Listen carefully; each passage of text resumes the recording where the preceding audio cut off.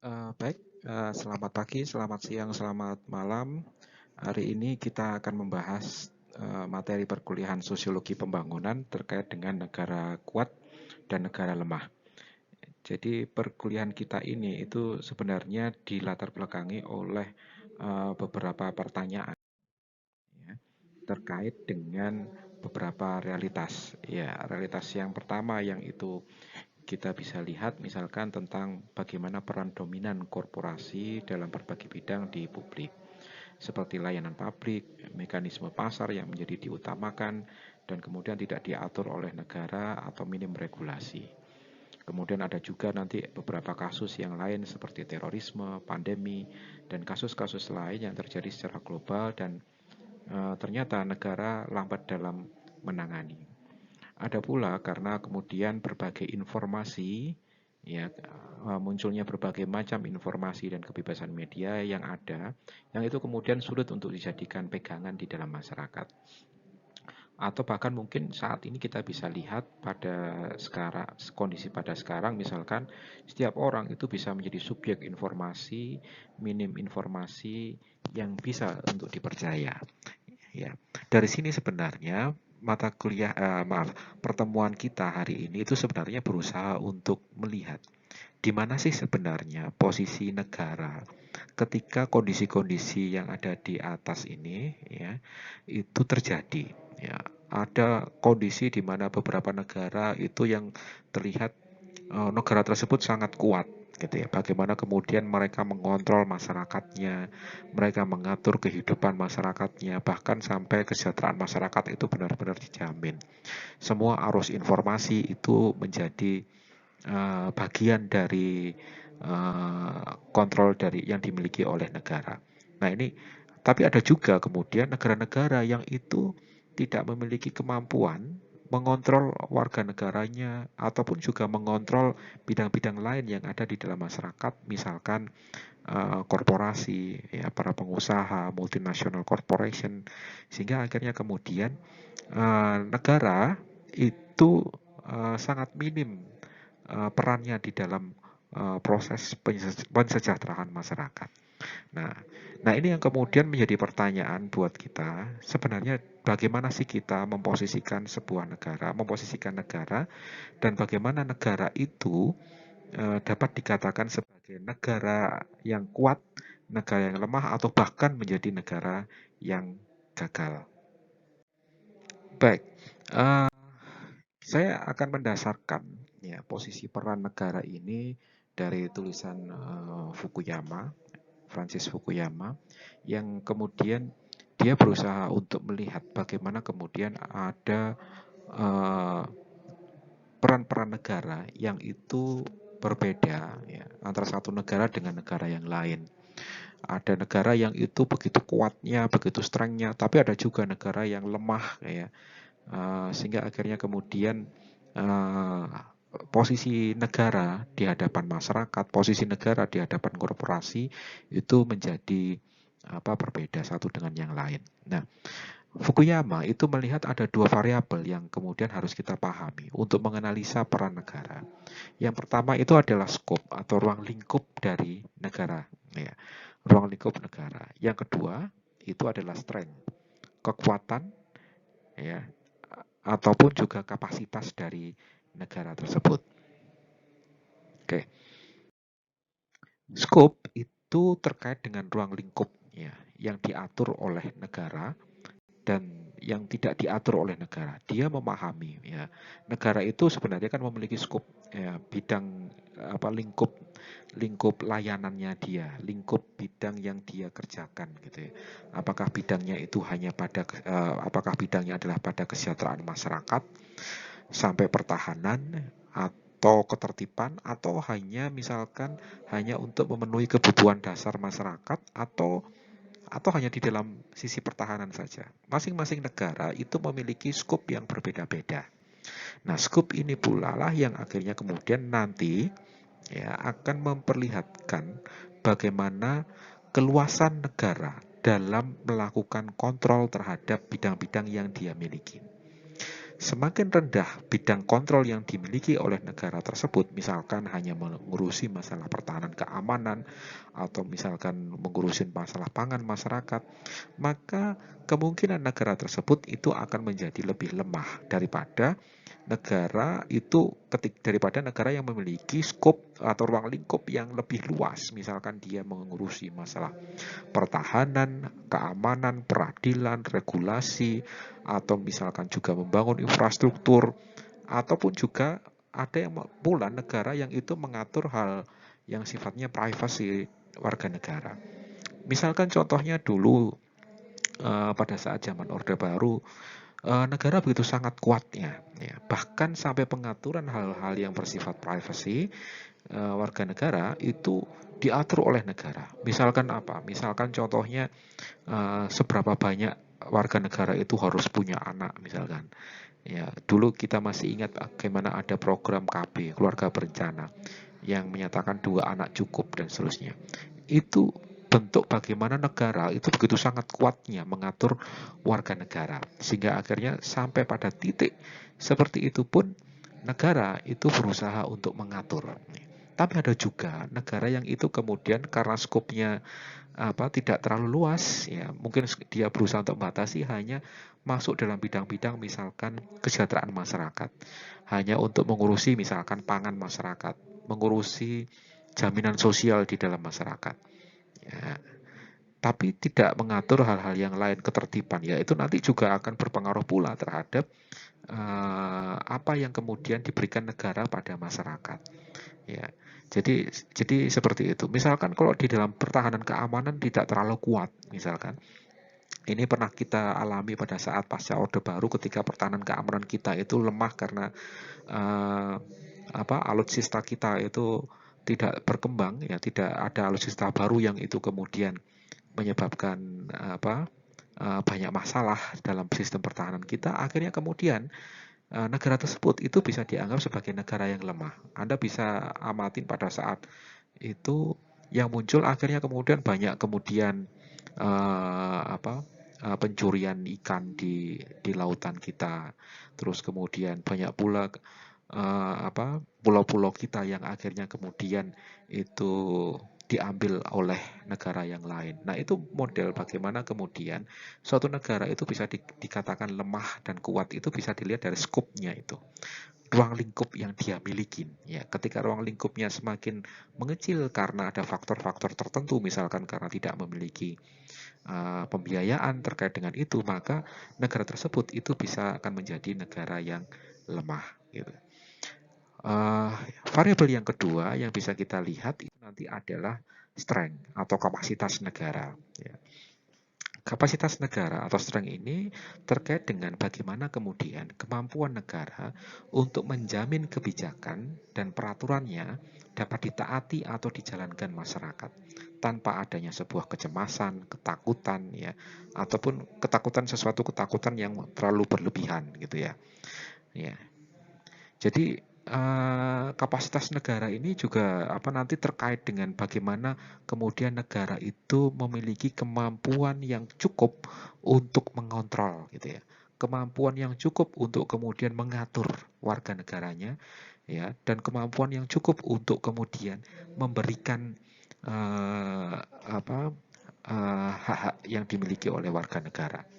Ketika negara punya kapasitas yang cukup, ya, yang cukup bagus, maka kemungkinan negara tersebut itu akan memiliki kemampuan kapasitas yang tinggi pula, ya. Ya, misalkan kita pernah mengalami itu ketika kapasitas negara kita lemah, itu adalah ketika kita tidak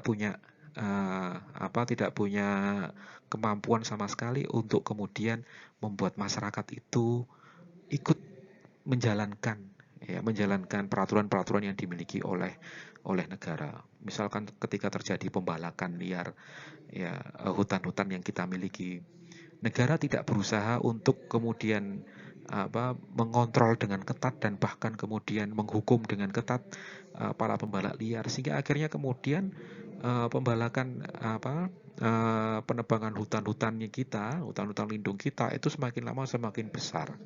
Dampaknya akhirnya kemudian kita bisa rasakan pada masa sekarang. Ketika alam itu mengalami titik ekstrim, akhirnya kemudian kita tidak mampu untuk bertahan. Ya.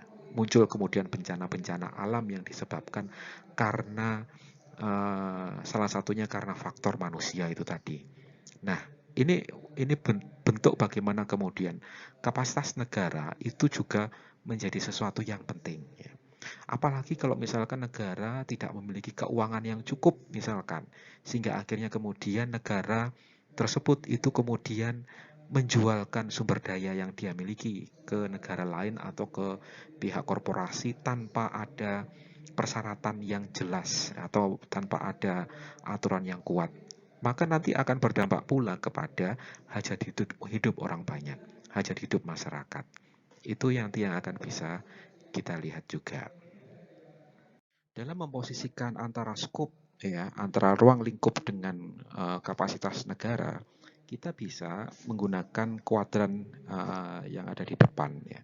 Jadi di titik horizontal itu nanti ada skop atau ruang lingkup negara, di titik vertikal itu nanti ada kekuatan negara. Disinilah yang kemudian akan memunculkan kuadran 1, kuadran 2, kuadran 3, dan kuadran 4 gitu ya. Nah, Fukuyama melihat ya, skema ini dalam skema scoop dan strength ini di kuadran pertama ya, di kuadran pertama yang ada ini ya.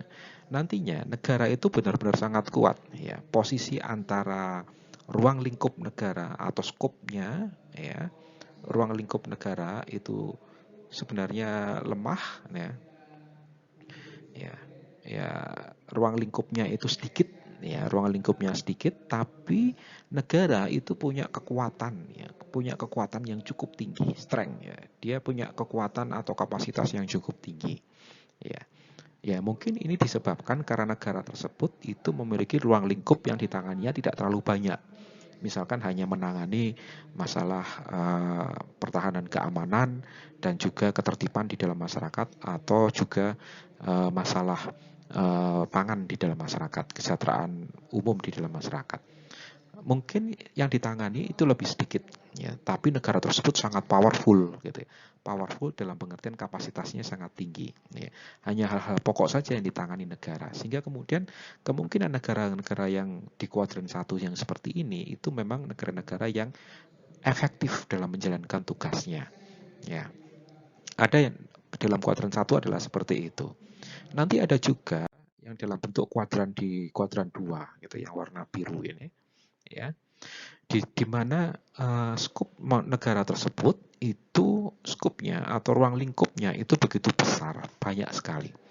Dia mengurusi semua hal yang terkait dengan urusan publik ya, bahkan hal yang bersifat private pun itu diatur ya. Dan juga di dalamnya strength-nya atau kekuatan atau kapasitas negara itu begitu sangat kuat, begitu besarnya ya.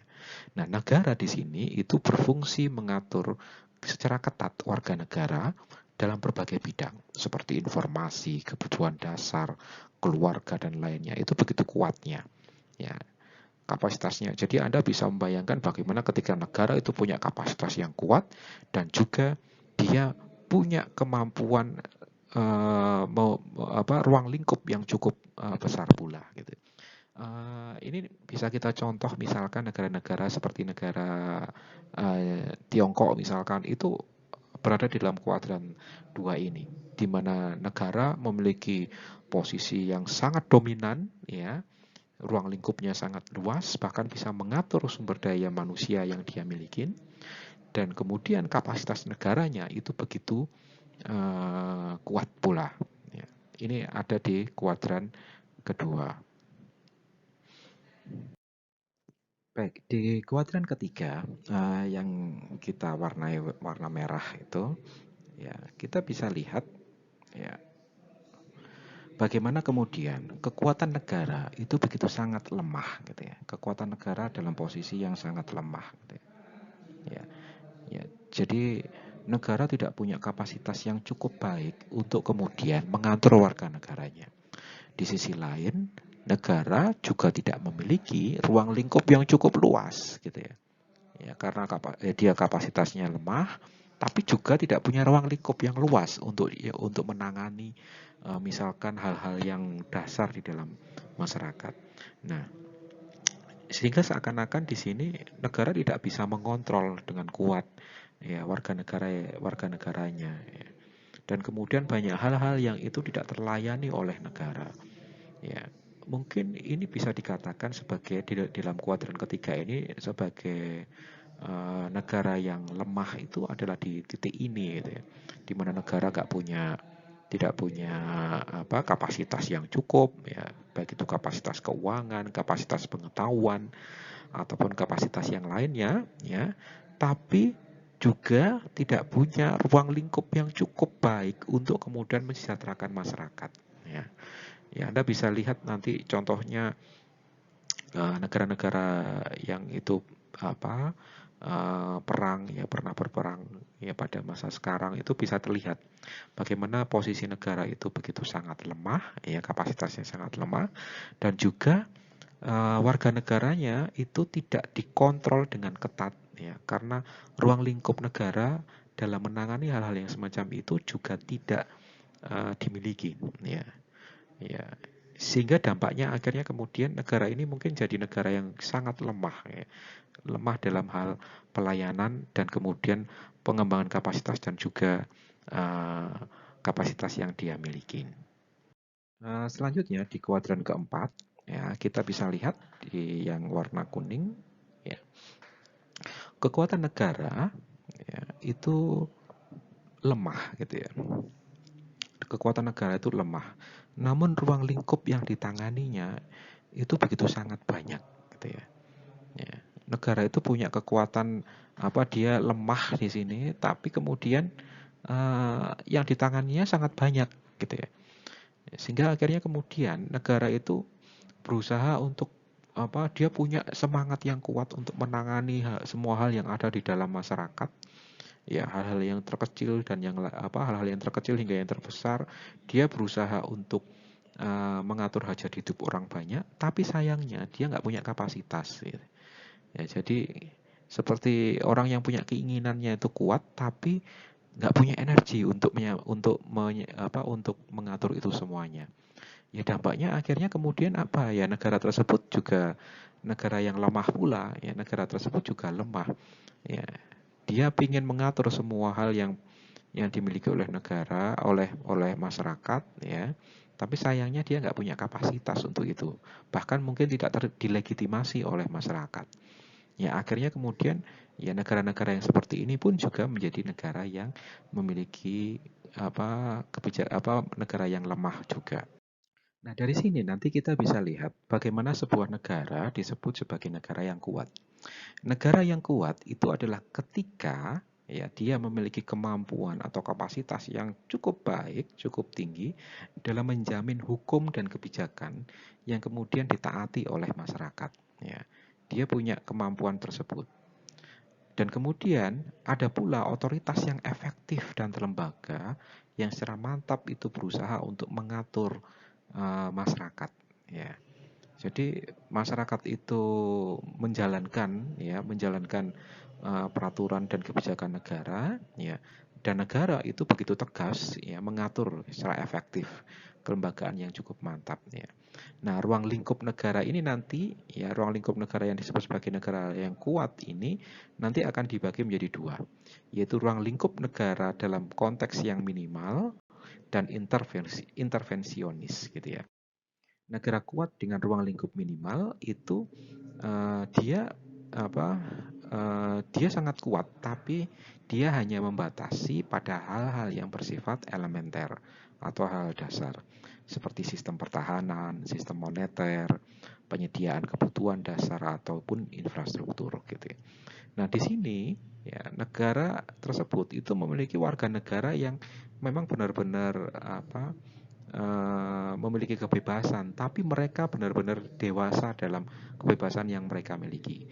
Mereka sadar bahwa ketika misalkan kebebasan itu dipakai untuk misalkan untuk terlalu mengontrol negara, maka negara tersebut akan bisa lemah. Karena itu kemudian negara itu harus kuat dengan cara apa? Dia harus punya kedewasaan dalam menjadi seorang warga negara. Jadi dia bebas tapi tetap dia paham tujuannya apa dan targetnya seperti apa. Nah, ini yang kemudian yang disebut sebagai negara kuat dengan ruang lingkup minimal ya.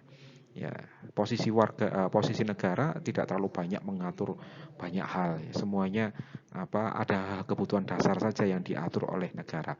Sedangkan yang lainnya itu diserahkan ke warga negara, diserahkan ke sektor swasta, diserahkan ke investasi ya. Tapi tetap ya negara itu mengontrol ya, mengontrol semua hal itu. Jadi senyampang dia tidak merugikan hak hidup masyarakat ya, hajat hidup orang banyak, kesejahteraan masyarakat, maka dia memberikan kebebasan untuk mengaturnya ya. Negara akan turut campur ketika itu berkaitan dengan hajat hidup orang banyak. Yang kedua, negara kuat dengan ruang lingkupnya yang kita sebut sebagai intervensionis. Negara ini itu memiliki ruang lingkup yang cukup besar ya, dan kegiatannya itu sangat ekspansif ya, dan bahkan mungkin ambisius ya.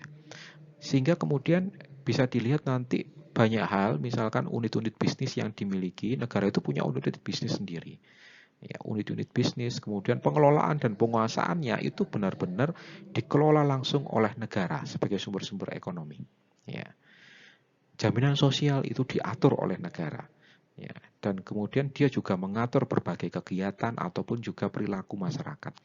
Nah, ini bisa kita rasakan dulu Indonesia itu mengalami Orde Baru itu benar-benar kuat dan ruang lingkupnya intervensionis. Di sini akhirnya kemudian membuat warga negaranya itu jadi terkungkung ya. Dia tidak memiliki kebebasan karena semuanya harus diatur, harus ditata semuanya. Harus ngikutin program-program yang dimiliki oleh pemerintah, dan kemudian dia harus mengikuti apapun yang kebijakan yang dimiliki oleh pemerintah, sehingga akhirnya kemudian warga negara tidak memiliki kebebasan di sini. Nah, itu yang kemudian kita sebut sebagai negara kuat dengan lingkup intervensionis. Nah, dari sini nanti kita bisa lihat bagaimana kemudian ciri dari negara yang disebut sebagai negara lemah. Negara lemah tentunya dia dianggap lemah karena memang tidak memiliki kapasitas yang cukup kuat dan kontrol terhadap kebijakan yang dimiliki ya ke masyarakat ya, sehingga akhirnya kemudian negara tersebut ya dia hanya menerima masyarakat itu baik itu masyarakat ya, kebijakan kontrol terhadap masyarakat maupun kontrol terhadap uh, apa uh, korporasi ya. Sehingga begitu sangat kuatnya akhirnya kemudian negara tidak mampu untuk menyelesaikan gitu ya. Negara mau tidak mau harus mengikuti apa yang dilakukan oleh korporasi. Ada yang seperti itu. Nah, negara lemah itu juga lemah dalam mengontrol hajat hidup orang banyak dan juga kesejahteraan masyarakat. Karena kesejahteraan masyarakat dan hajat hidupnya itu ditangani oleh masyarakat sendiri atau ditangani oleh pihak swasta atau korporasi, yang itu kemudian berdampak pada ya bisa jadi nanti harganya jadi lebih naik karena negara tidak bisa mengontrol itu, sehingga yang muncul ya masyarakat itu yang kemudian dikorbankan dari sini. Baik. Fukuyama itu nanti kemudian berusaha untuk mensintesakan sebenarnya ya dari gagasan-gagasan yang ada ya. Ada dua gagasan besar sebenarnya dalam tradisi berpikir secara tentang kenegaraan, yaitu pemikiran dari Machiavelli, Thomas Hobbes dan Hegel, yang itu menekankan pada otoritas dan kekuasaan, sangat intervensionis ya. Gagasan yang tradisi berpikir yang kedua itu adalah dari pemikiran si Adam Smith, John Locke, dan Immanuel Kant, yang menekankan pada kebebasan, otonomi individu, dan moralitas, yang itu kemudian muncul dalam bentuk negara yang dalam model yang minimalis. Nah, Fukuyama berusaha untuk masuk di antara kedua itu, berusaha untuk mensintesakan, yaitu dengan menempatkan negara sebagai otoritas regulasi yang tegas, namun memberikan kebebasan bagi warga negaranya. Dan kemudian negara itu selalu hadir dalam semua bidang-bidang utama untuk menjamin kesejahteraan masyarakat yang secara efektif, tapi juga menjamin kebebasan dan kesejahteraan warga negara. Nah, ini konsep tengah. Jadi kalau ada konsep dalam kuadran tadi yang dikotomis antara negaranya itu punya kapasitas yang lemah, ada negara yang kapasitasnya tinggi, yang skupnya rendah dan skupnya tinggi. Itu seakan-akan menjadi sesuatu yang bersifat dikotomis. Nah, Fukuyama itu menawarkan konsep tengah ini, bagaimana negara dia punya otoritas, tapi di sisi lain dia juga memberikan kebebasan pada warga negara. Sehingga kemudian warga negaranya itu memiliki kemampuan untuk secara dewasa untuk menjalankan peraturan-peraturan tersebut. Gitu. Yang terakhir ada penugasan untuk Anda dari dari konsep tentang negara kuat dan negara lemah yang kita sudah pelajari di atas. Coba Anda kemudian berusaha untuk menjawab pertanyaan berikutnya. Bagaimana dalam konteks pandemi dan kesehatan masyarakat pada masa sekarang? Cobalah untuk analisa bagaimana posisi Indonesia dalam kuadran di atas tadi. Coba Anda jelaskan jawaban Anda. Yang kedua, bagaimana Anda menempatkan posisi korporasi, pengusaha, pemilik modal dengan pemerintah dan masyarakat, sehingga kemudian posisi korporasi, pemerintah dan masyarakat tadi itu mampu untuk membuat negara itu menjadi kuat, menjadi kuat. Ya, artinya negara kuat itu dapat terbentuk dari ketiga posisi tersebut. Nah, bagaimana Anda menempatkannya? Coba Anda jelaskan. Baik, itu dulu perkuliahan kita. Silahkan dijawab tugas Anda nanti melalui classroom. Terima kasih. Assalamualaikum warahmatullahi wabarakatuh.